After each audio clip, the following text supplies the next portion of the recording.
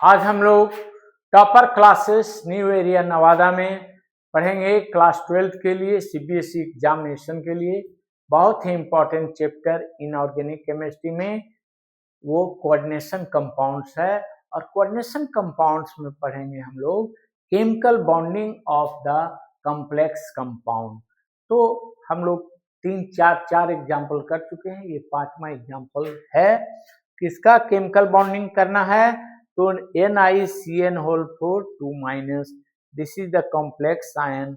अब इसका हम लोग देखेंगे केमिकल बॉन्डिंग और मैग्नेटिक प्रॉपर्टीज, स्ट्रक्चर देखेंगे। तो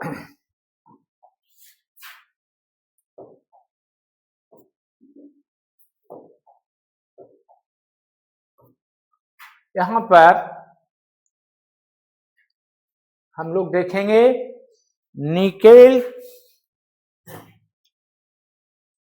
NiCN4 2-, Ni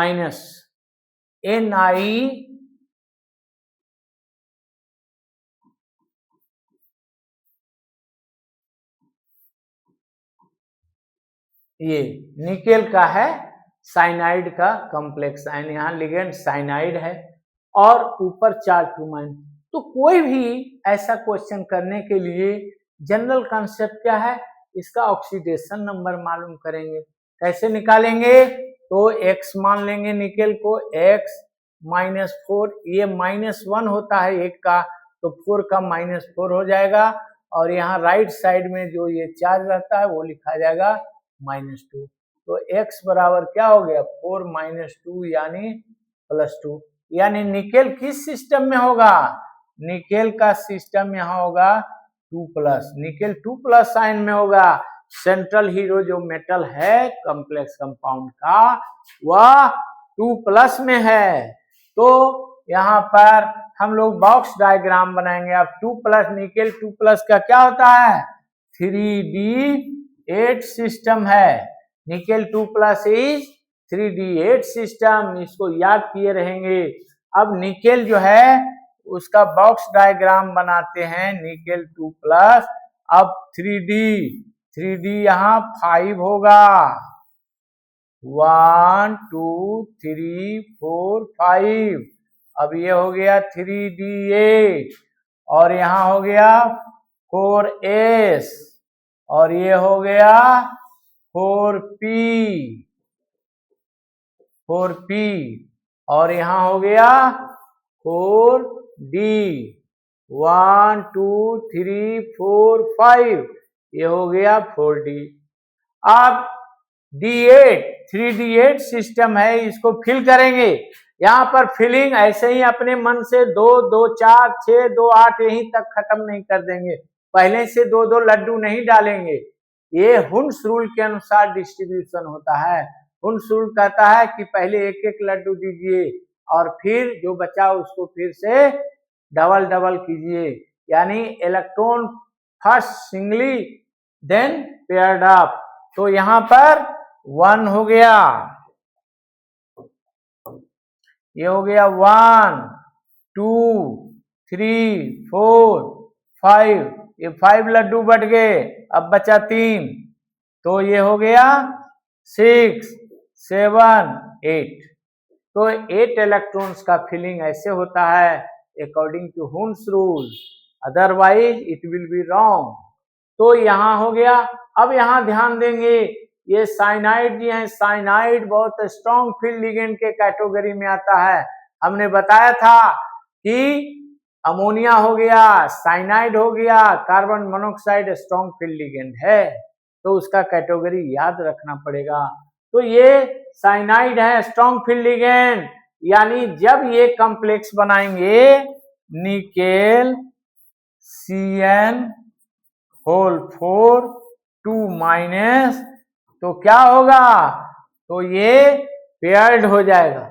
ये क्या होगा? पेयर्ड हो जाएगा, यानी इसका फ्रेश स्ट्रक्चर ऐसे बनेगा 1 2 3 4 5, 3D8 आपका ये रहेगा, ये पेयर्ड हो गया। ये तो पेयर्ड हो गया, स्ट्रॉन्ग फील्ड लिगेंड है। ये तो स्ट्रक्चर से पहले ही पेयर्ड है, अब ये पेयर्ड आपका हो गया। अब बचा एक खाली। क्यों खाली बचा? क्योंकि ये स्ट्रॉन्ग फील्ड लिगेंड है, टाइगर है, यहाँ पर पेयर्ड हो गया, है ना। अब यहाँ देखिए, ये गोट सब जो है टाइगर के डर से पेयर्ड हो गए, तो अब ये खाली बचा, तो हाइब्रिडाइजेशन यहाँ पर फिर यह बनाइए 4s और 4p और ये हो गया 4d, ठीक है। 4d 1 2 3 4 5, तो यहाँ पर 4 है लिगेंड, तो एक घर, दो घर, 3 और ये 4, यानी हाइब्रिडाइजेशन यहां से लिया जाएगा। हाइब्रिडेशन क्या हो गया? DsP2, DsP2 hybridisation. पहला आंसर ये निकल गया, हाइब्रिडेशन DsP2, है ना। तो ये हो गया पहला। दूसरा, इसका शेप क्या होगा? तो इसका स्क्वायर प्लेनर होगा, स्क्वायर प्लेनर ज्योमेट्री होगा, स्क्वायर प्लेनर। यानी क्या होगा स्क्वायर प्लेनर? यहां पर ऐसे होगा, निकेल यहां लिख दीजिए, है ना, और ये स्क्वायर बनाइए, ये हो गया। सब में यहां cyanide, cyanide ligand, cyanide, cyanide और बिग ब्रैकेट दे दीजिए। बिग ब्रैकेट देके उसके ऊपर 2 निगेटिव चार्ज लगा देना है। ये हो गया स्क्वायर प्लेनर, स्क्वायर बना के प्लेनर ज्योमेट्री हो गया।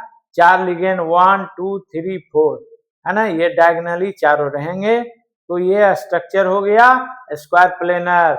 अब कमेंट करना है वेदर इट इज पैरामैग्नेटिक और डायमैग्नेटिक। देखिए यहाँ देखिए, ऑल आर पेयर्ड, ये चारों जो है वह इलेक्ट्रॉन पेयर डोनेट करेगा, चारों लिगेंड, तो इस तरह से क्रॉस का दिखा दें।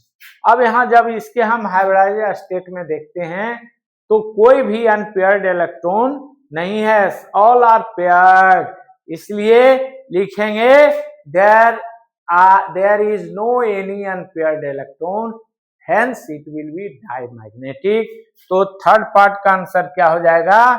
Diamagnetic, diamagnetic. क्यों? क्योंकि no any unpaired electron, no any unpaired electron, सभी तो पेयर्ड दिख रहे, तो ये हो गया डायमैग्नेटिक। तो तीनों क्वेश्चन हो गया। पहला हो गया what is the hybridization, hybridization करके निकाले, ऐसे करके बताना है। और दूसरा आपका ये ज्योमेट्री, ज्योमेट्री बना के दिखाना है। और तीसरा मैग्नेटिक प्रॉपर्टी बताना। अगर आप सिर्फ हाइब्रिडेशन लिख देते हैं बिना ये किए हुए, तो हो सकता है आपसे गलती हो जाए, है ना, कैसे आ गया ये हाइब्रिडेशन। इसलिए एग्जामिनर पर डिपेंड करता है कैसे वो मार्किंग करें, मार्क्स काट भी सकते हैं, क्योंकि you have to show by the hybridisation method. तो thank you for watching this video.